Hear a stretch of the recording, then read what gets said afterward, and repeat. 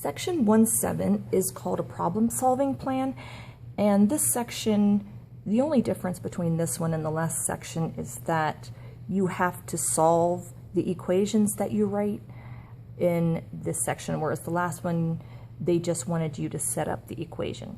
Now, this section is called problem-solving plan, and they go through a series of steps for their plan, but we're not really going to do that, so the title doesn't mean much. We're just going to set it up like we did in the last section, and then I'll show you how to solve the problem. So the first example says Philip has $23 more than Kevin. Together they have $187. How much does each have? And then they give you choices for Kevin's amount. This is really like your domain. These are your answer choices. And the fact that they give you choices for Kevin means that Kevin should be the variable. So that's a little bit of a hint.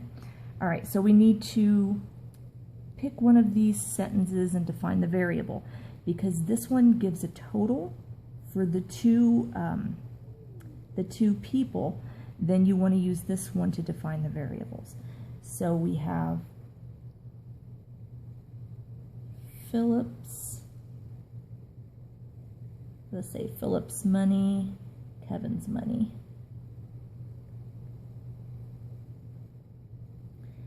And we're going to use K for Kevin because he's the one that we have answer choices for. And it says Philip has 23 more than Kevin, so Philip's amount is 23 plus K. Both of these have to have K's in them. You can't have a P in this one and a K in this one. Only one variable for these. Together they have $187, so we want to add the two together. Philip's money plus Kevin's money equals 187. So that would be your equation, but now you want to simplify it as much as you can before looking at your answer choices. So in the last section we would have been finished right here, but we're going to go forward from this point. So I can add these two K's together and we get 23 plus 2K equals 187. So here's my equation.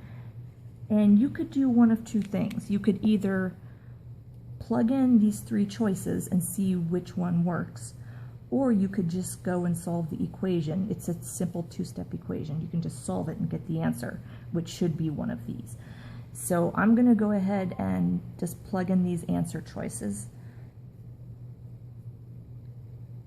So let's see here. Check each answer choice.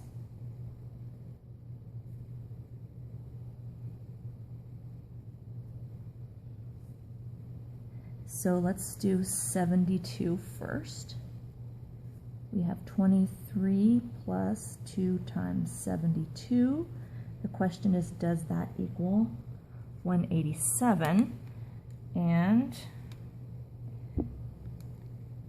plus 2 times 72. This equals 167, so that does not equal 187, so 72 doesn't work. 78, plug it into the equation, plug it in where the K is, plus 2 times 78. Does that equal 187? Well, 23 plus 2 times 78. This is 179, so of course it must be the last one. All right, let's hope it's the last one. 82. 23 plus 2 times 82 equals 187. Don't just assume it's going to work, because if it doesn't, there's a mistake somewhere, and yes, that equals 187. So we have, now make sure you answer the question, how much does each have? You can't just say 187, that's only Kevin's amount. So Kevin has 187. Oh, I'm sorry. No, Kevin has, it's the 82 that's the answer, not 187. Kevin has $82. And then we have to get Philip's amount. Philip has 23 more than Kevin. So you have to go back to your definition of the variables. I need to add 23 to this. Oops, 82. And so Philip has $105.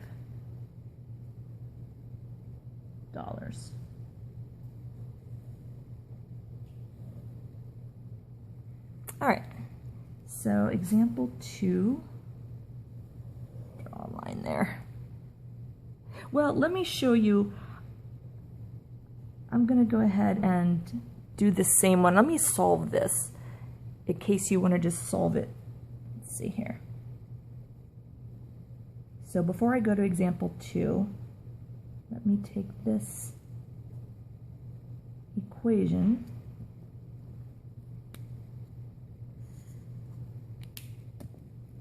and if I wanted to solve it without testing each of the choices, then I have to get rid of the 23 first because it's attached to the variable most loosely. So I'm adding a negative 23 to each side. Leaves 2k. And then I get 164. Now I divide both sides by 2. And Kevin's amount equals 82. And then you would just go back like we did earlier and add 23 to get Philip's amount. So this is the second way you can solve this problem. Now, example 2.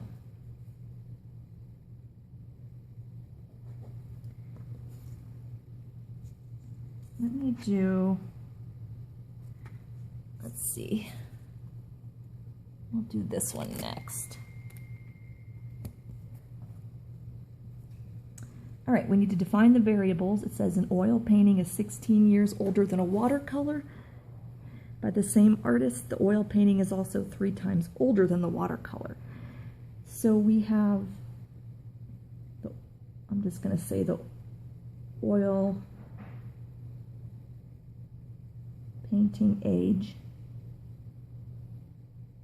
and the watercolor age. Those are my variables.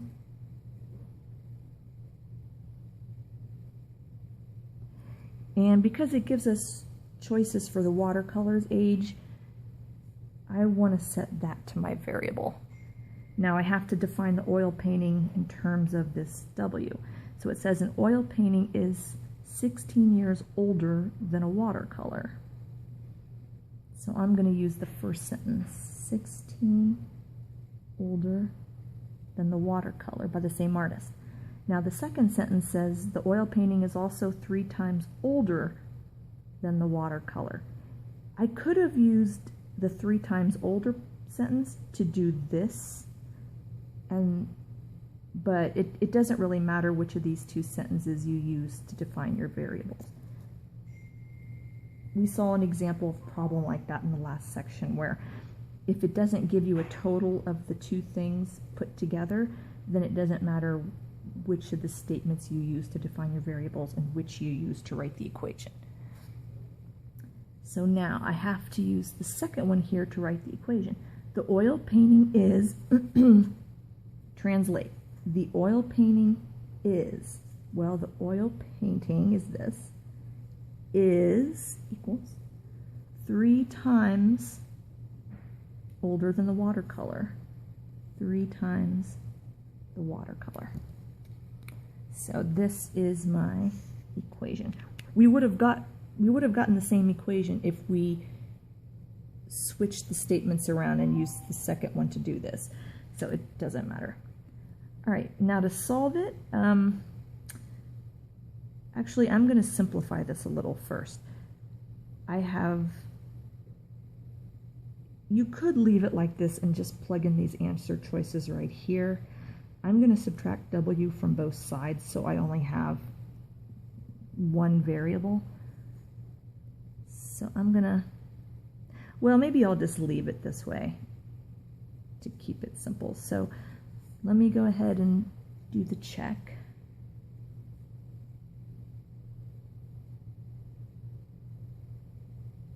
Check answers, choices.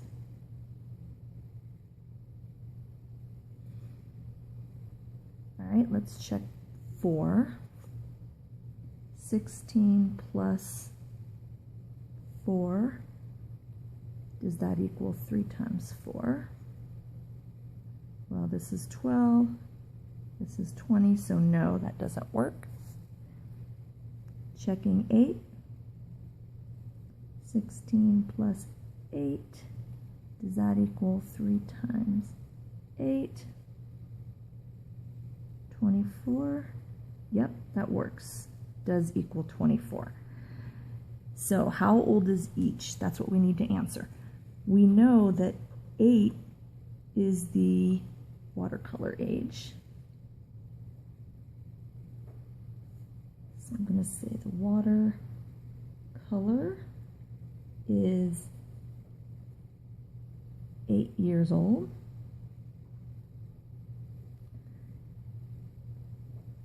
Oil painting is, well, 16 plus the watercolor, so we just have to go 16 plus the 8, and we get 24.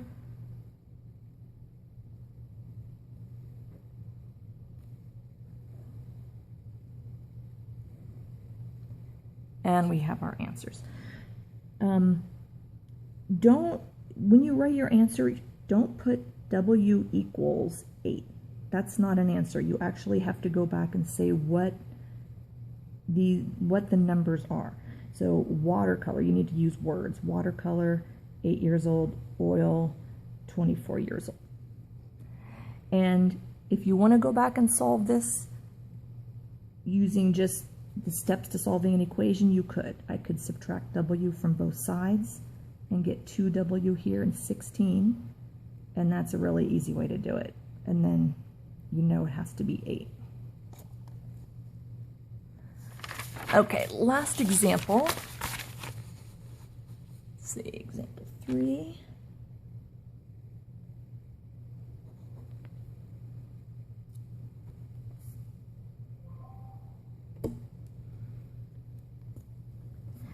Says a bus went 318 kilometers farther than a car. The car went 1/3 as far as the bus. How far did each vehicle travel? I don't have, and then it gives choices for the car's distance. So I know that the C has to be my variable. It also doesn't give a total of the two distances put together. So it doesn't matter which of these statements I use to define the variables. So let's say bus distance, car distance.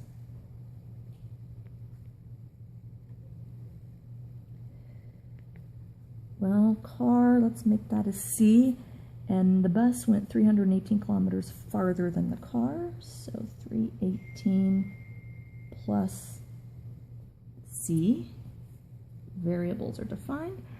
The car went 1/3 as far as the bus.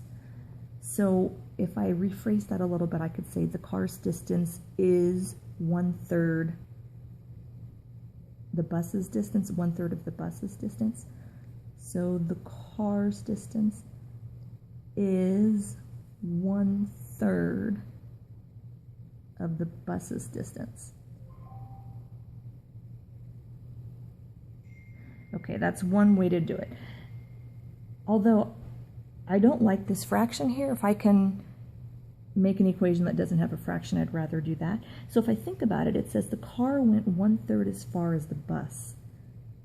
That you could write that as the bus's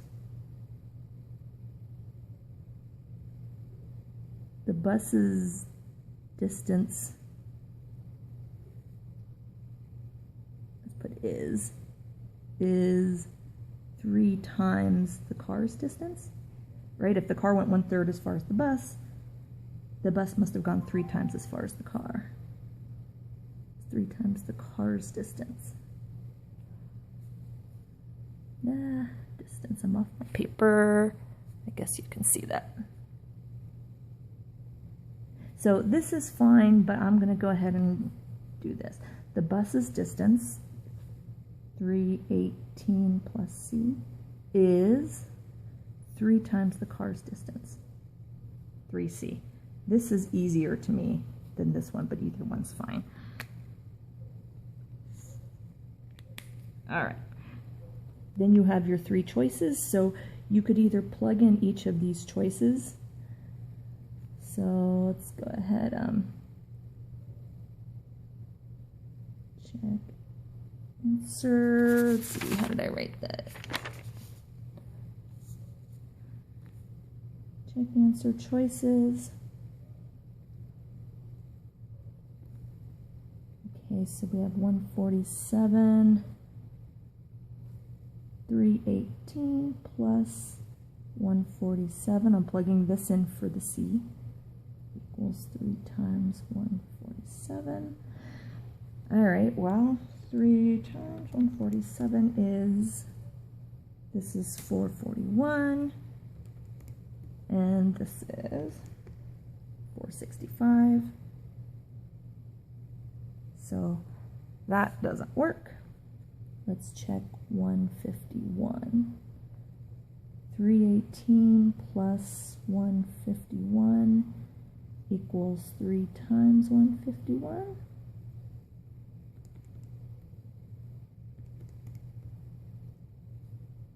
This is 469, and this one, nope, it's not going to work either. I can see that. So 453, nope. 159 better work. 318 plus 159 should equal 3 times 159. Why does it always have to be the last one? All right, 318 plus, this is 477. Yeah, this is going to work because I can see the 3 times 9 right there. And 477. Okay. That works. So 159. Remember, you're answering how far did each vehicle travel. You can't just say C equals 159. You have to go back and answer the question. So car's distance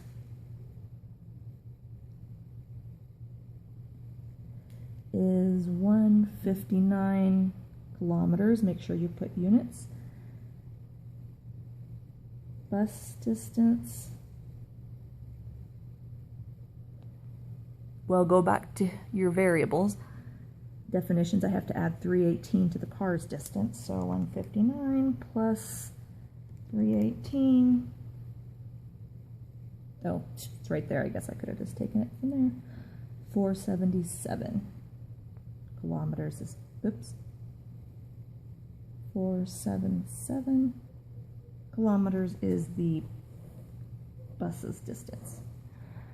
All right, now I'm going to show you how to solve this. If you, instead of doing this test here, you can just solve the equation to get your answer. So let's do it. To solve the equation, 318 plus C equals 3C.